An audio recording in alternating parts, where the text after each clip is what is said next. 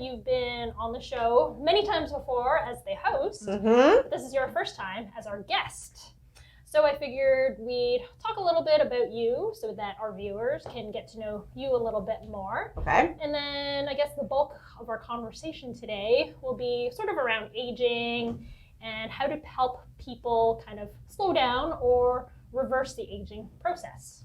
And like I told you, it's not just because you're the oldest member of the team, but we both kind of share a lot of older adult clients, right? So that's kind of within our wheelhouse, how to train older people and help them not feel as old as they may be, right? So I think your background and your story is kind of interesting. Personal training, you came into sort of later in life, and this is what, your third, fourth career? Yeah, something like that, fourth maybe, Yeah, so how did you get into this? I was doing it for myself. There's eons ago when I was working in television, we had a guest on the show, and I always go back to this story. And we were interviewing her, and she won a personal training something for 10 sessions or 3 months. I can't remember what she won. But then we revisited her. She came back to the show, and she was talking about it. And I remember when the segment was over, I turned to my coach. I thought, whatever that is, like I need that. So I went to find who that person was that gave her the personal training. I said, can I have some of that? And I paid for some sessions. Oh, okay. So by then, I was 30-ish. Yeah. And because I wanted whatever, like she was exuding like joy and confidence, it wasn't a huge physical change in the sense that, this particular guest didn't have, some people have, a great amount of weight to lose, for instance. So it wasn't a physical change. It was just all in her personality, in her joy, in her confidence. I don't know. Right. And so that's how it began for me. And then I never stopped doing it. Yeah. And I had trainers, and I had amazing trainers. And so then I started doing it for my friends. There sort of came a point in my life where I thought, you know what, I think that I would really like to just do this. Yeah. And so then I came to Freeform. All right. And that's kind of where it began. Let's back up a little bit. You've been on TV. You were the host, or one of the hosts of the Mom Show. Yeah. How long did you do that for? Before that, I was at Rogers, right? So I did Rogers for a year here in Ottawa. And then the Mom Show ran for 6 seasons, which took us 5 years because we kind of shot 2 seasons in 1 year, that last season. Then there was kind of a time where I wasn't sure what I was going to, So I just dove into training, and then the bells kind of went on. I thought, why don't I just do that? So then I came here. Yeah. So when you were having that segment with that woman, was there anything in particular that you were going through in your life that maybe drew you to, her confidence and how joyful? I think so. I think, we were, the kids by then were, 5-ish, maybe 4 or 5. Yeah. And Kat has 4 kids. Yeah, I have 4 kids. So the twins were, I think they were around 4 when I met this woman. This one I met when I was at Rogers. Some of the conversation, because the trainer that gave away this gift to this person, that she won some draw or something, was explaining about her. She's a mom, and we moms always forget to take time for themselves. We're always giving, and not giving to ourselves or giving to everybody else. And I think that's what resonated with me, is that I'd raised 4 kids that weren't done yet because the babies were 4. But then I thought, they're a bit more independent at that age. It's not so hard. I thought, okay, maybe it's time to come back to me. And I remember when I met her, that particular trainer, her name's Trish, I use a lot of what she said to me that first time I met her in here. And she says, what did you love as a kid? What did you really enjoy as a kid? And I thought, it seems so far behind in my, what did I? But I remembered I really loved running. Yeah. I used to run with my dad. My dad was a big runner. And so she said, okay, so let's run. Let's run, running. So I would do like 1 minute run, 3 minute walk. Like I was out of shape. Yeah. And so it took me, I don't know how long to get to a whole 30-minute run. And I cried like a baby when I got that full 30 minutes without having to do a walk somewhere in between, right? And that led to me running my first marathons, right? So that's sort of how that began. Then when that was done, I thought, okay, I never want to run again. Because marathons are not easy. And one was enough? I did 2, and that was enough. Okay. Yeah. And so then somehow I got into weightlifting, and then my 40th birthday was rolling around, and that coach, Lynn, had said, why don't you do bodybuilding? Like, why don't you just do that for your 40th birthday? And I thought, oh, why not? So I did. So my 40th birthday, I had my first show. I did 3 more after that. Yeah. Those are really hard, very, very hard, but loved all of those. My best finish was second place. Yeah, I'm nice. proud of that. And then I got into rowing. Anyway, so the point is, I think once that the bells went off saying I need to give back to myself, I never stopped since then. Right. And I've changed some things and done some things I didn't know. Like running, I knew that I loved. Weightlifting, I did not know that I would, and I do to this day, adore. Rowing, I got on just why not? I can't ride my bike in the summer, something else I love. So why not do some rowing in the wintertime? So we ended up buying a rowing machine. I ended up doing some indoor rowing championships where I also finished second once. Yeah. So I don't know. There's something about pushing myself that I enjoy, but also something about giving to myself, which means I can take care of my family and my clients. So going back to what you said about just getting started with running again, because that was something you loved doing as a child. How long did it take for you to go from, not being able to run for very long at all to being able to do 2 marathons? Oh, a year, I think. Yeah. Okay. Yeah. So we started the whole running, and in there she incorporated weightlifting as well, Yeah. but not the kind that you do when you're doing competitions. A little bit different, more kind of like what we do here. With most of our clients, where it's just general lifting to be strong everywhere. Mm-hmm. And so for her, it's like the stronger you can be, the better you can be for running. And so she married those 2 things together. And I think it took me a month to get to 30 minutes, right? So I think it was a year later is when I ran the marathon. Right. We started training, it was in the springtime, and then the following year is so it was a year of training. Okay. Running a marathon is not. Yeah. You don't get up and do that the next day. No. Yeah. So it was a year before I could make it up to there. And, the plan was, I had to follow the plan, and I had, 4 days of running and some rest days and some, long distance days and some zone 1 day, follow the plan and yeah. Yeah. So when was it where you decided, hey, maybe I want to try and do a marathon? I think the coaching has a lot to do with that. I think when things are going well and she's like, okay, let's do a 5K, and then we build, and there's like a 10K, and she's like, well, have you ever thought of and I thought, no, of course I have not. But then, when someone is positive and they tell you that they believe that you can do it, you can't help but believe that you can do it as well, because the proof is in the pudding. You've done all this, and look where you are, and why not? And it's not tomorrow. We have all this time, and we're going to go from 10 to 15 to 20, and then next thing you know, right? So you just trust in the process. So somewhere along the way, she's the one that made me believe that I could do it. Right. And I think that's a big part of what we bring to our clients as well, right? Yeah. Just helping them understand and having that belief in them before they even believe in themselves. Absolutely. I think it's really huge. And I don't know that I would have come up with it by myself. Yeah. I came up with wanting to be, I don't think I was ever unfit. I just think I was unmoving. Right. I wasn't moving other than lifting up kids and laundry and toys right? Yeah. But that being said, that's not healthy. Right. So maybe maybe I wasn't exercising, and looking at me, I maybe looked fit, but I was not. So there's something about moving muscle groups, moving the spine, breathing, testing your lungs, getting your heart rate up and down. All of those things weren't happening, and that's, putting that together is, if I hadn't heard that, if I hadn't had all of that, her positive reinforcement, I don't know that I would have taken it to the next step. But I was happy with the moving. I was glad that was back in my life. Yeah. Right? The moving, the lifting, the feeling that I was doing things with my muscles and my body. There's a lot of things in your story that I'd like to unpack that relates to kind of what we're going to talk about today with aging and trying to slow down the aging process. So first is, I think there's a lot of misconceptions about aging and physical health and what people are capable of. For a lot of people, when we meet our clients, they think, oh, I'm too old, I can't do this anymore, I can't do that anymore, and they associate aging with just decline, right? Yeah. And they come in to see us because they want to stop that decline. I think that a big misconception is, that aging equals decline in the first place. And obviously, there's going to be some deterioration. You're not going to be as strong. But I don't know if it's as quick as people believe it is.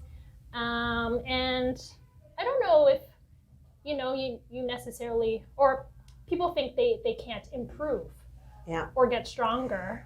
But yeah. But if you think of all the things that I did, I kept doing them as I was getting older. Yeah, exactly. So in my 30s, it was the marathon. So by the time I ran that, I think I was 36 or 37. And then when I started bodybuilding, I didn't get to this stage until it was 40. So I was much stronger at 40 than I was before, right? I was lifting, I think of what I was lifting. So I did a show at 40, 41, and 42 or something like that. Oh, okay. I might have missed a year, but it was 3 in a row kind of thing. Yeah. But with each one, I was getting stronger, but I was also getting older. And then when I kind of stopped that, and I didn't know, what was I going to do next, I decided to take up cycling, which I had never done. So I got my bike, I think when I was 45, 44, 45, and, could do maybe 5-10 kilometers, not very quickly. And then within 2 years, I was riding 100 kilometers. So again, I was getting stronger while I was getting older, right? Being able to do more. Being able to do more, longer rides. And then same thing when I got on the rowing machine, no idea. I was huffing and puffing. That was the hardest. That was so hard. But again, I was able to do faster splits, faster 2-kilometer rows, ended up competing with people that row indoors and outdoors. I only do indoors. I'm not in a boat. I have a feeling the boat would sink if I was in a boat. But when people talk about these things, I keep saying all these things I keep trying as I'm aging, and I'm getting better at them as I'm aging. So I don't think that aging slows you down. No. I think if you never do anything and you come in at 55, 65, 75, it might be hard when you start because you may not have done anything before, but that doesn't have to do with it being hard, because a 40-year-old that comes in has never done nothing is going to feel that it's hard. And a 20-year-old that comes in has never done nothing. It's hard when you start when you've done nothing. Now, when you're 75, how far you can go will be different than when you're 25, how far will you go, right? That there are things like arthritis that could happen. Breathing may or may not be different. Like there's a lot of things that may or may not, right? That you. So, but it doesn't mean that both of these athletes, the 25 and the 75, aren't improving. Exactly. Aren't improving as they go through repetition. It's repeating the same things. It's trying and trying again and changing, right? Some things may work, some things may not, but it doesn't mean that you're not improving as you go, independent of how old you are. I mentioned this the last time the two of us were on a podcast together, where it's kind of like a chicken or egg scenario, right? Do people slow down because naturally that's what happens when you age? Or does the slowing down happen first, which causes the strength declines and all of that? Just because as you get older, you get busy, you have other responsibilities, which means you naturally move less. So when you move less, obviously you're gonna, not be as strong, not be able to feel as fit and all of that. So I don't think it's aging that's the issue. It's people just stop doing things. The prime example of that is just, I don't lift now the way I lifted when I was competing. I'm also very busy. I love what I do here. I have this sort of dual job, and days fly by, and I get so upset that 8 days can go by without me having had a moment to have a workout.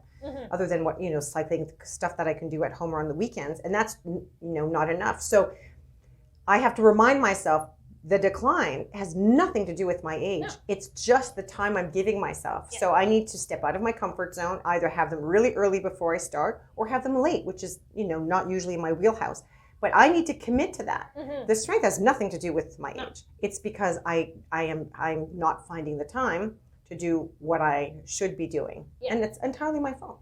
Entirely my fault. I see studies or articles come out about how, around age 30 is when we reach our physical peak, and then that's when things start to slow down from there. We get weaker and stuff like that. But if you've never strength trained or worked at reaching your peak, there's no reason why you can't get to a higher level once you start training at an elder age. Right? I look at my brother-in-law who's 50, mid-50s, and, competitive rower, competes all over the world, and he still manages to beat, some of the 20-year-olds because he's committed to, I see his regimen. It's crazy. But if you're dedicated to what it is that you want, now that's up here dedication. I think of, what he does, and I think that's, next level, just Yeah, about yeah. Olympic athlete, like it's insane.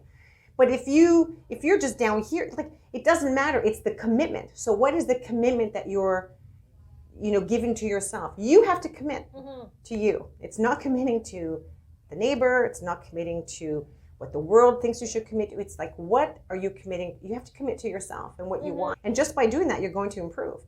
You're going to improve. You're going to get better. You're going to get stronger. And so what is that peak? Yeah. Who's to say? Knows? Who knows? Yeah. Right? Yeah. And I think that's why, having a trainer, having somebody else believe in you, believing that, there is no limit to what you can achieve is so important, because a lot of times the clients that we see, they've never done anything before, right? When they come in to see us. So they have no idea what's possible. Yeah. But I think, it's our job to kind of like plant that little seed in their head and be like, oh, look what you did, today. You would have never been able to do this 3 months ago. Yeah. Who knows where we can go, right? Yeah. And so I think people have misconceptions about how we train people based on their age. Like they think we train somebody who's 70 different from somebody who's in their 20s. But does your approach or programming change for people? Everybody deadlifts. Yeah. Right? And I think a lot of people think deadlift, they think, Olympic bar, 1 rep max kind of thing, right? It's just, it varies depending on the person's capabilities. So the movement is essential. The benefits are the same for everyone. But my client who has hip replacement is going to deadlift differently than perhaps my 25-year-old who at this point has no limitations. But the movement, the value of the movement is, so I don't change necessarily the exercises. Yeah. Take it away injury, people come in, simple things like people come in, I've had a, cataract surgery. I can't put my head down. There's a whole lot of stuff that we can do, right? So we can always maneuver around things when people come in with the cast, we can do other stuff. But the basic movements are the same, no matter how old a person is. The value to those things are the same. And I might throw in some extra things. Is it true that as you get older, you lose your balance? Yes. Most likely because you forget to use that. It's not because, it's not necessarily just because you're 65. It's that, when was the last time you were on one leg? Kids are always on one leg. They watch TV and they can be on one leg. So they have innate great balance, and then we forget to use it. So does it mean you can't come back? I've got people that can't believe they can stand on one leg for a minute now, right? And it's just to bring it back. Remind yourself that you can do it. Train yourself that you can do it, and then you can do it. And why is that important? Because you don't want to be tripping and falling. You don't want to be losing your balance, tripping and falling, and then ending up with breaks. So it's all these things that we can, that just make you a stronger human being that is healthy. It doesn't mean it has to be, some giant goal. Just, I think sometimes people think they can't have a personal trainer because they don't have a goal. Like, I don't want to run a marathon. I don't want to, I don't want to be a bodybuilder. I don't, whatever the goal may be. But what about health? That's the goal. Keeping up with your grandkids, or your kids, or your best friend, or your sister, or your brother. Those are valid goals. For sure.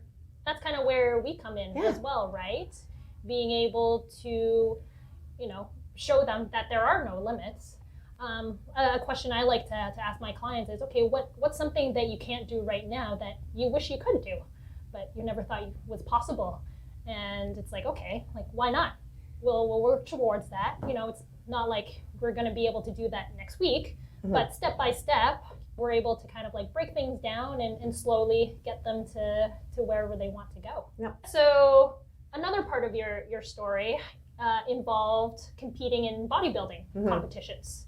Now, another misconception is that as people age, there's that inevitable weight gain, or that it gets harder to lose weight. How was your experience with your first foray into bodybuilding competitions?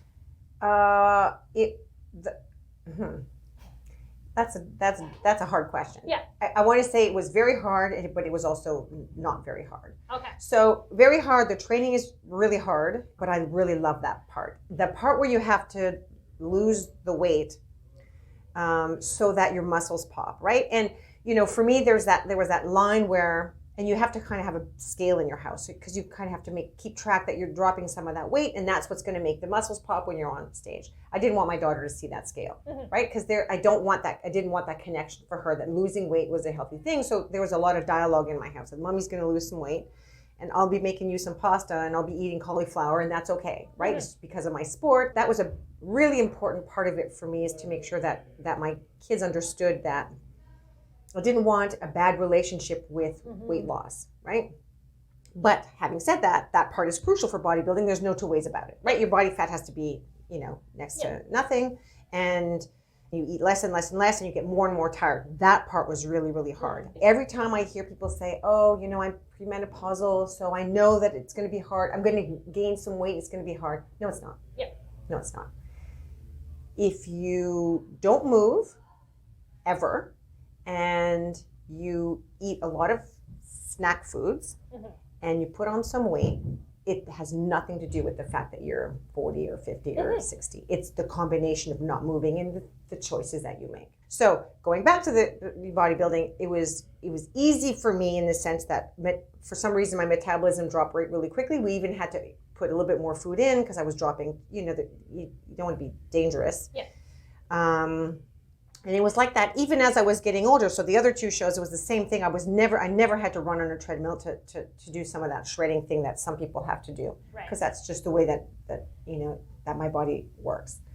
And then when it's done and you get to eat whatever you want, you get so bloated and it's so painful, and oh my God, that's such a hard thing. And after the first show, I made that big mistake. I thought I'm never going to do that, but you always do. It's like, bring on the wings and cheesecake, So, and oddly enough, so if we're talking about, sort of like that weight loss thing, because you kind of go from nothing to everything. So you're eating almost nothing, like, tilapia and asparagus, right?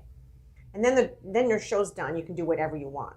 And I did learn that first time, and I went nuts. And so it's insane. The weight comes back really quickly. It's not comfortable, and it's all kind of in your gut. And then the bells go off. You're like, holy, now I have to lose the weight. Like Right. But if you eat well, and so now I was peeking out on all my favorite things. And the show was at Halloween. Okay, let's be honest. So what do you think was happening? All those mini chocolate bars? Yeah. Oh my God, I couldn't stop. I was walking around the house with the box, just, right? But the lesson I learned is that, the bells went off, like, what are you doing? Like, now that you've eaten all the things you couldn't eat for 14 weeks, just cutting out the junk. I didn't have to go back to the tilapia and the asparagus. I just cut out all the junk that now, I knew was available when I wanted. I just didn't have to have it every single day, and went back to training my normal way, and that just kind of went away. Because it wasn't part of my, the nuts I went for the first 2 weeks. It's like, okay, now we're done. So again, in my 40s, just making the right choices allowed me to get rid of all that stuff that I put on just because I could, right? And now, we don't want to say that everybody needs to go to your extreme and do bodybuilding to be able to lose that weight. No, exactly. So, but that's my point, right? Is that, but it is possible. It's possible. Even now, because I know that I'm not working as hard as I normally would, because I find myself to be really busy, I am adjusting how I eat. And I don't find that to be difficult. It's just the choices that I want to make that sort of counterbalance where, what I can and can't do right now. So I'm just making some smart choices. That's all. And I don't find that it's torturous. Yeah. And, we're very sorry, but there's no magic secret. No, and everybody's different. There is no secret, and everybody's different. And we see that a lot, I find, when we have couples that come in. Because men and women are really, really different. So couples come in and they go, we just want to drop, 5 pounds. Fine. The man will start working out, and he's down 5 pounds in 10 days. And she's down maybe half a pound in 10 days. And then there's like, how does that happen? Women and men are really different.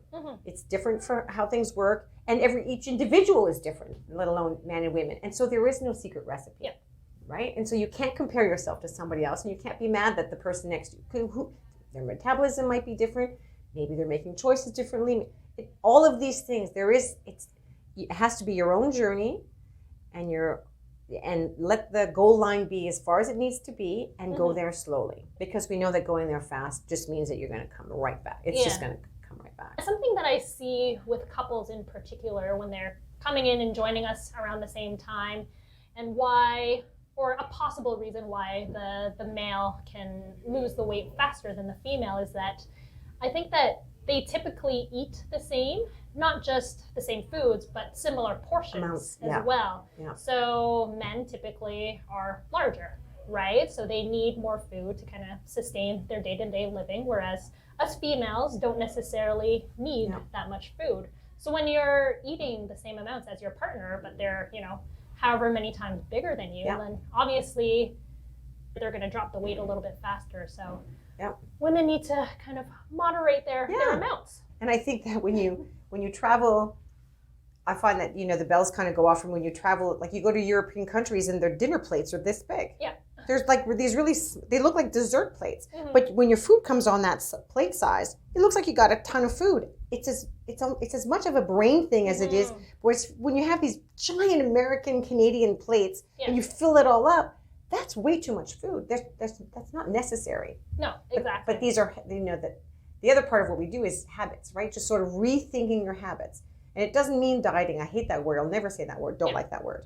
It just means rethinking your habits. Just rethink, think of what matters to you, what's important to you, where do you want to be, and then maybe we can just tweak some habits. It doesn't have to be a huge thing. No. And we're not saying, get rid of the pizzas and junk food. Well, my Friday night would be so sad without those things, right? Mm-hmm. We make the choices as to maybe how often we have these things. And, when we say treat, people treat themselves daily, but is it really a treat anymore if you're having it every day? Yeah. That just means it's part of your day-to-day life. That's right. We all have those moments where, you have really stressful times. You have no time to go to the grocery store and everything's in, the easiest thing is toast and peanut butter and some jam, whatever that is. We all have those moments, and don't beat yourself up about it, because tomorrow you'll have maybe more time, or the day after, and then maybe you'll be able to go to the grocery store and get all of the right things in your refrigerator and then just pick up where you left off. It's not a big deal. Being overly negative about the choices that you're making in the present isn't going to help. It tends to lead to, well, you know what, I might as well just give up. Yeah. Don't do that. Just tomorrow's a new day. Tomorrow, blank page, tomorrow's a new day. There are days I can't even explain why I just need carbs. It's like I need, let's have bread for breakfast. Let's have, some fried rice for lunch and a big plate of pasta for dinner. And then the next day is like, I'm going to go for a big bike ride, right? I'm going to use all of that. Yeah. It's okay. We have cravings. But don't feel bad about some of those things. No. But just know that you can make those choices. They're also in your control. You can make better choices the next day. Just be good to yourself. Yeah. And I think getting it in your head that, this will be a long-term process, because changing your habits is difficult, especially if you've been living a certain way for decades. It's hard to change everything all at once. And, for me and you now, things are easy just because we've been doing it for so long. But throughout the whole process, how many years has it been for you now when you first got introduced to exercise and working out and all that? A little over 20 years. So when you look back to when you first started 20 years ago, it was different than what you're doing today, right? Yes. But over the course of 20 years, you slowly made changes, added a few things, and built up to where you are today. So it's don't compare yourself to somebody else who's kind of at the end, or, kind of where you want to be. Yeah. Because, you didn't see the struggle is real when you everyone starts at point A, right? Those first little bit of struggles, and it's not that I don't remember them. No. Right? Giving up wine was huge. I'm French Canadian. Yeah. When I tell my clients that they can't, and I can't believe that's where I was, but that was the thing, right? I could easily, have a glass of wine when I got home from work, one while I was cooking dinner, one while I was having dinner, and then one while I was cleaning up after, because that's just what we did. Yeah. I had read a study about drinking alcohol and sleep, and I was not getting great sleep, and I thought, I wonder if that's a real deal. So I thought, okay, I'm just going to try to not drink during the week and save it for the weekend. Well, that was not easy. And a part of it is the habit of doing this, right? And there's some studies about that as well. Same thing with smoking, right? Smoking is not just the actual, it's this thing, this mouth to hand, right? The action. And so at the time, I remember I replaced it with some fizzy water or something. And so I was literally trying to get away from 3 to 4 glasses a day, which is ridiculously unhealthy. And it took me, I think it took me about 6 weeks. But I've been living that way for, I would say, at least 10 years now. Right? So Friday, now because I've become what my family calls a lightweight now, because I've taken it out of my life. Every Friday, I share a beer. And we chat, and sometimes my kids come over. I can only have one because I've been up all week at 4 for work, so it makes me tired, but I'm okay with that. And I don't feel bad about it, right? It's Friday, oftentimes we order pizza and chips will be thrown around. That's the Friday night thing. So, but it's back to balance, right? So habits, they are hard to break, but they're not impossible, and they can be good for you, right? Things like that. For me, that was crucial, and I haven't looked back in over 10 years. I think it's important that you mentioned that you replaced the wine with like something fizzy to drink, right? And that was that. There was that motion, and eventually at the time you could only buy cans of it. Now they have this machine which I invested in, so I could just have as much of it as I want, and it's more refreshing. It's better for me. My sleep is through the roof amazing now, right? Just because it really did mess with my sleep. Studies show that it messes with your sleep. People think it's so great because they fall asleep easy, but you don't stay asleep. But replacing that certain things with other things. So, but that could be the same thing with like sweets, right? So there are fruit. People say fruit, isn't that sugar? Okay. Between raspberries and a piece of chocolate cake, are we getting? I know that different, right? So why not? Why not throw together like fruit in a bowl and take them out one by one, right? And because we do so much of this stuff mindlessly while we're watching television, we just do it without thinking. Just try to replace it, and give yourself some time to get accustomed to the discomfort. Because at the end, you're going to come out and you're going to be where you want it to be. That thing that you want is waiting for you. You just have to go through the motions. The replacing rather than completely cutting out is important because, that action of doing something is what kind of gets people, right? They think, I'll just cut it out. But it's like then, your body's wanting to do something. It is, and we always talk about, I always say to people, if you cut it out entirely, that's all you're going to be thinking about. If you're really, really, really dying to buy a red car, suddenly everything you see is a red car. You're driving everywhere, all you see because you just really want. I remember when I was trying to get pregnant, everyone around me was suddenly pregnant, right? Because it's what you want. It's the same thing. If all you want is, if you say I'm never having cake again, well, you're going to be craving cake at breakfast because you've given yourself this rule. Why just have cake? I don't know, have a piece on Friday or. Calculate. I always tell my clients, how much family do you have? And they calculate kids, grandkids, neighbor, this, that. So that's like 20 parties a year. Well, that's 20 chances of having cake. That's 20 weeks. It's not a big deal. It's there, right? Yeah, exactly. Just don't make it a hard line because then that's all you're going to think about. Right?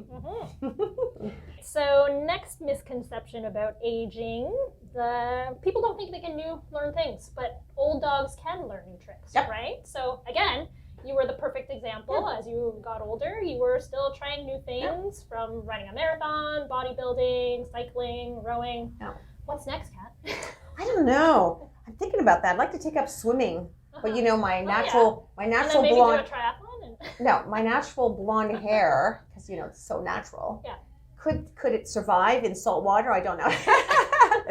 I like the fact that I'm open to things. I think for me it's going to be a question of time. Right now, doing what I know is mindless. It's easy for me to just get on my bike, right? Kind of just get on and go, get on my rower and start things. So definitely I stick to what I know because it's easy.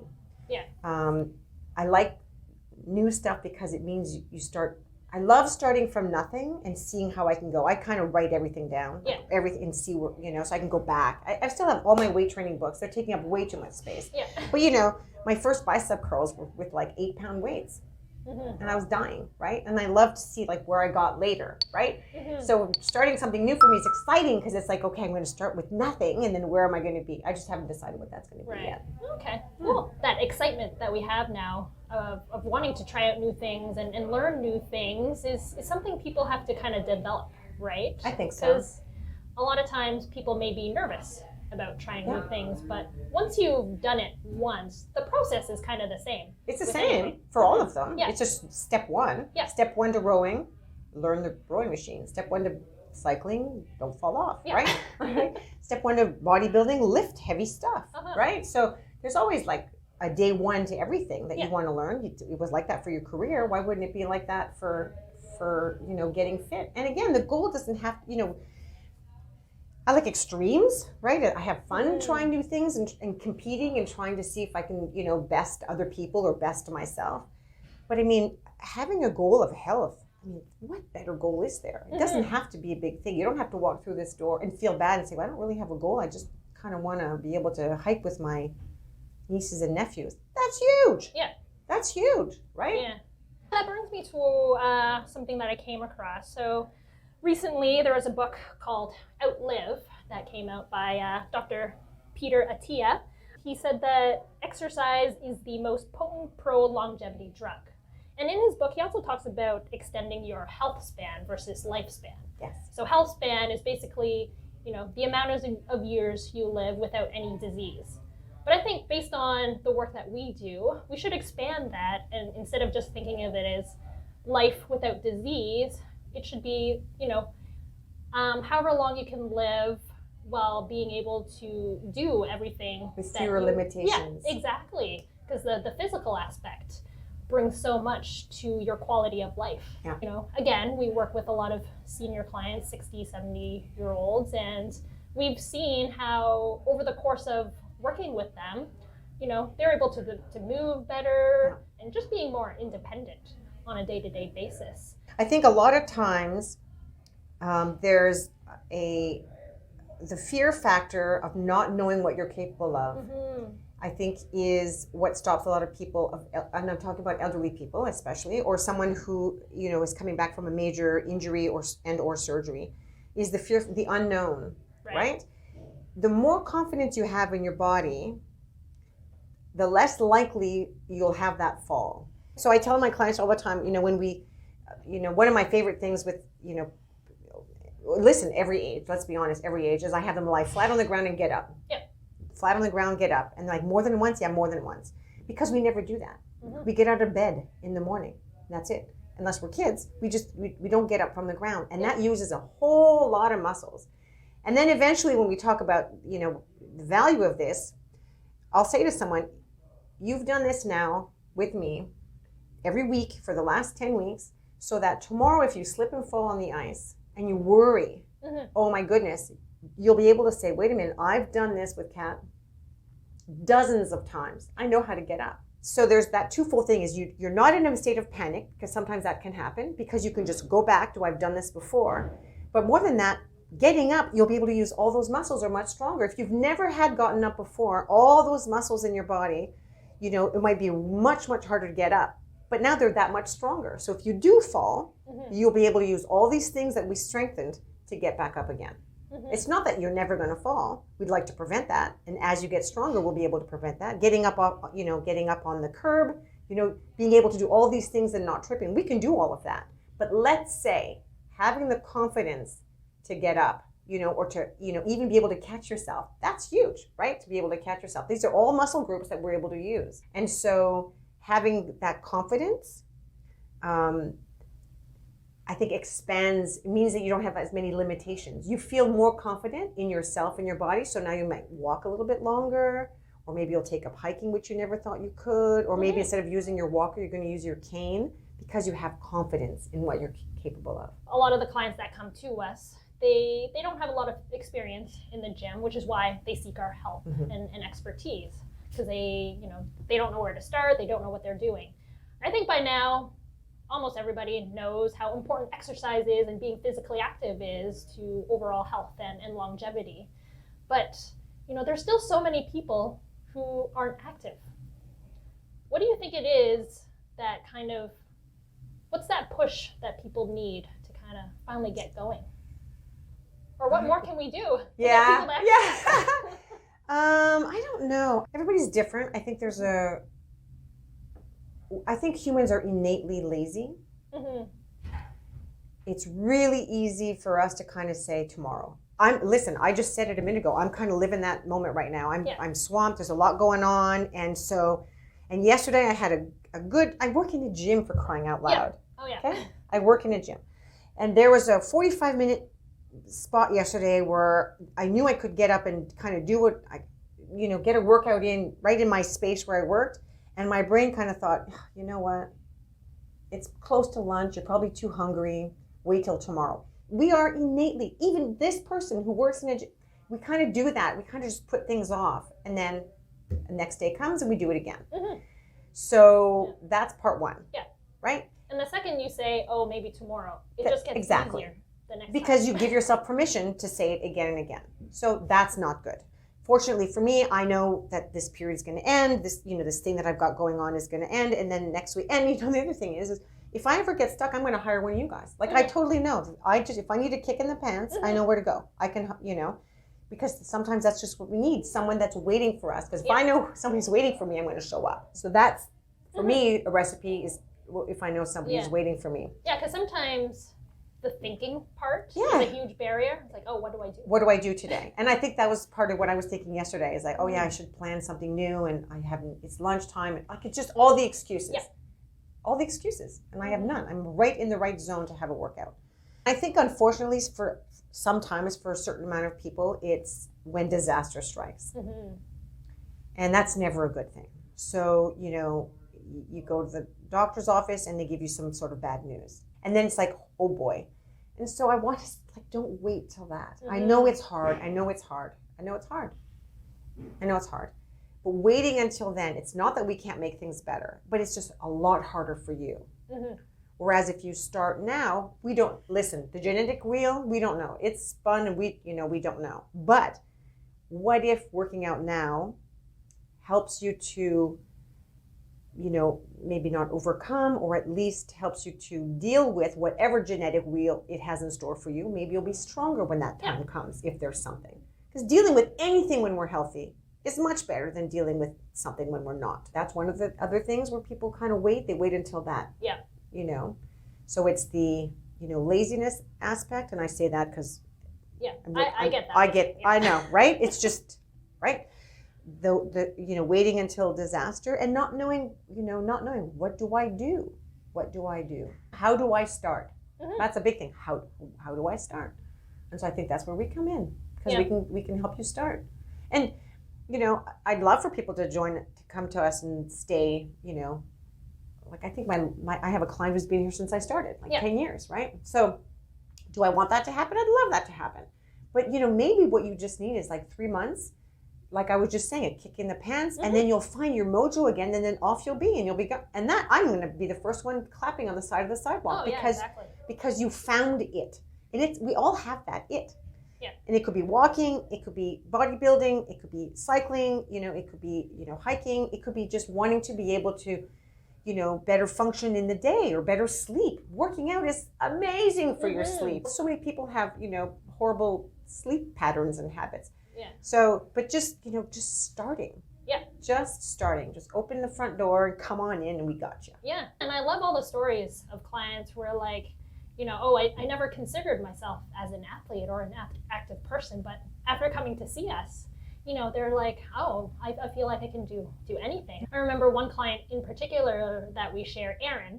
Yes. Remember? Yeah. When she came in. Oh my God. She was like, didn't do anything at all. And remember how she couldn't do a push-up? Yes. That was such a big deal. And now we're talking a push-up on an incline, on a bar. Even that was difficult. And by the time she stopped seeing us, she had put in a home gym. Yeah. She's doing triathlons. She's a triathlete. Yeah, I know. I still follow her. Yeah. Way to go, Erin. I love it. Yeah. But that's the whole idea, right? So again, it doesn't mean that you have to be an Erin and be a triathlete. I think about Anne, who's had 2 hip replacements, 2 hip replacements, and she's often cancer. Yes, and she's talked to us before, so she won't be angry that I'm bringing her up, because she speaks about it so openly. She's so committed to her health, is what she is, and so despite all of these things, she comes in here to strengthen before her hip surgery. Then, together with her physiotherapist and her doctors, we strengthen after the hip surgery. Well, actually, she initially came in after a heart thing. Yes. So yes. That too, right?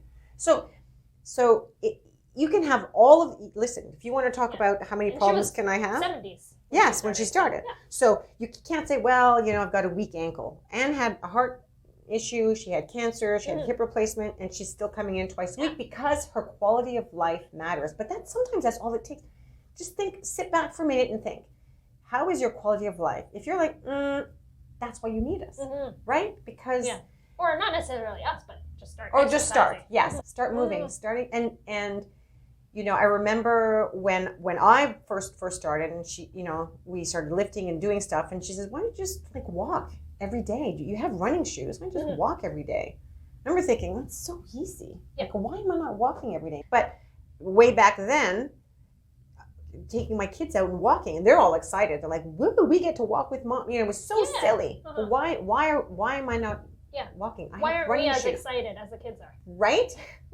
So just moving, whatever that is, whatever point A is, just moving.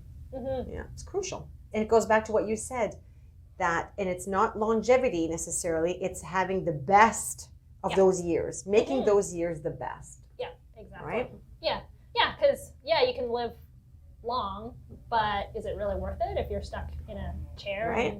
Again, taking away anything that genetic wheel throws at you, if it's just weakness that keeps you from doing things, that's kind of no fun. Yeah. Right?